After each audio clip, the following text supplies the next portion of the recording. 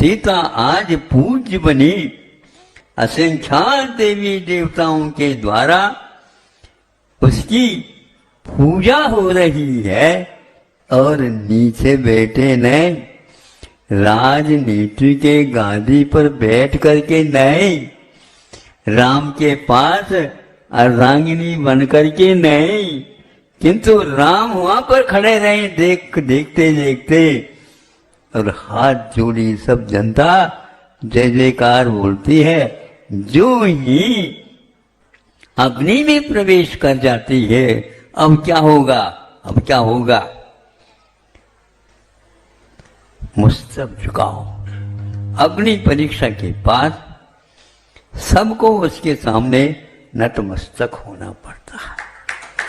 4-6 तप है, भीतरी और बाहरी।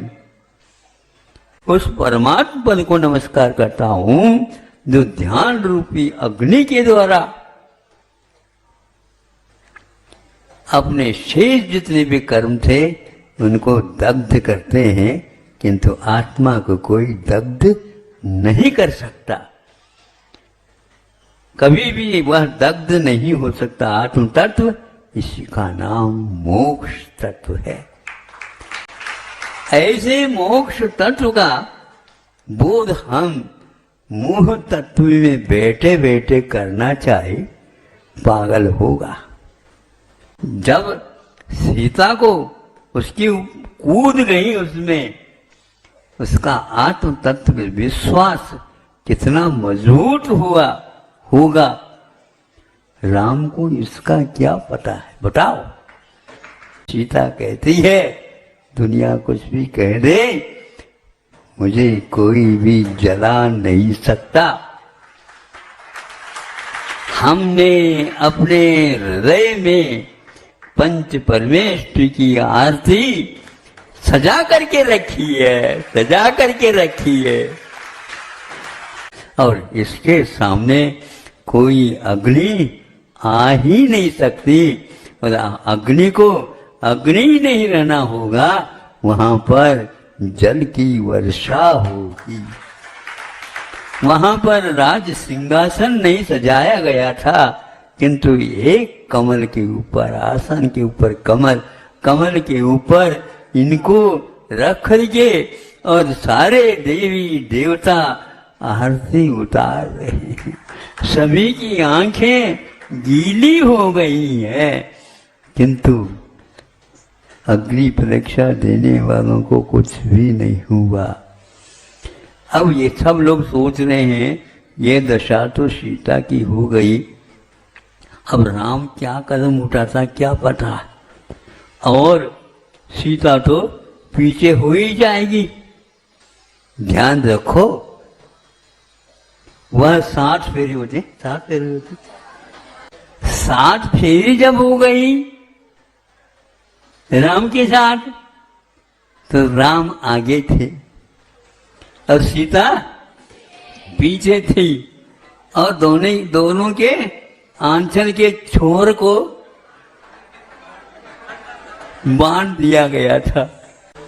अब देखो, अब कौन आगे होता कौन पीछे, और बस ये परीक्षा हो गई, सफलता मिल गई, और 99 पॉइंट नहीं, किंतु पूर्ण शताब्दी हो गई, और वह सीधे चला, कोई उत्तर नहीं।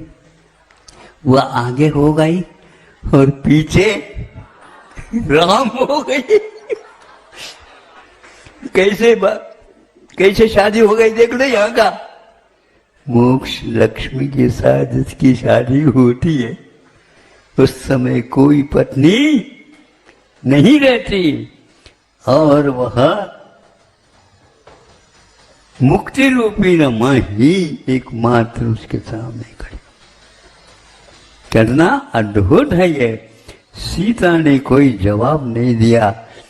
अब जब ध्यान रूपी अग्नि जल गई, अब किसी से आवश्यकता ही नहीं। आगे आगे वो चली गई। जब तक राजपथ था तब तक राम पीछे पीछे हो गए, चलो चलो चलो, अब सब लोग देखेंगे। हम वहाँ अयोध्या में प्रवेश होगा, वो होगा, ये होगा, कुछ भी नहीं हुआ। और सीधे ही चंद्रगिरी की ओर बस कुछ भी, किसी का कुछ भी नहीं था। देवी देवता देखते रह गए। और राम भी, हमने बहुत बड़ी गलती कर ली, इसलिए मर्यादा पुरुषोत्तम होने के बाद भी मर्यादाएं टूट जाती हैं। ये संसार है, यहाँ पर मर्यादा तोड़ने के अलावा कुछ काम होता ही नहीं। मर्यादा का यह जीवन नहीं है, अमर्यादित है। असंयम का नाम आचार्यों ने अमर्यादित कहा है। तब पूर्ण हो गया और जलाने वाली अग्नि भी हाथ जोड़ करके जल देवता बन गई। अग्नि देवता कहाँ थी और जल देवता बन गई। अब तो वहाँ धीरे धीरे पहुंच गए। जा करके वहाँ दैगम्बरी दीक्षा, जो मत के अनुसार आर्य का दीक्षा धारण कर लेती है और प्रणाम स्वीकार कर लो, सीधे गलतियां हो गई। यह संयम लब्धि स्थान, संयमा लब्धि स्थान आर्य का ने स्वीकार किया। तप की परीक्षा उनको जला नहीं सकी, किंतु उस प्रत्याख्यान को भी उसने एक प्रकार से मंदतम बना दिया।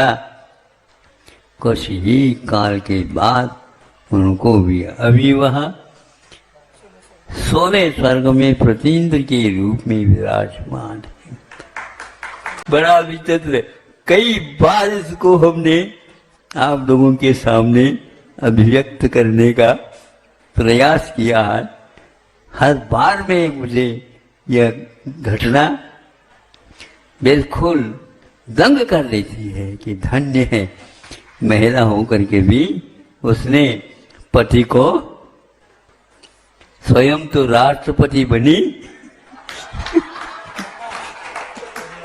स्वयं तो राष्ट्रपति बनी, किंतु और राम को फिर याद नहीं किया। अद्भुत है, अद्भुत है, अद्भुत है। ये तप की महिमा है। ऐसी तपस्वी को और ऐसे तप को बार बार प्रणाम। हमें रास्तों की जरूरत नहीं है, हमें तेरे पैरों के निशान मिल गए हैं।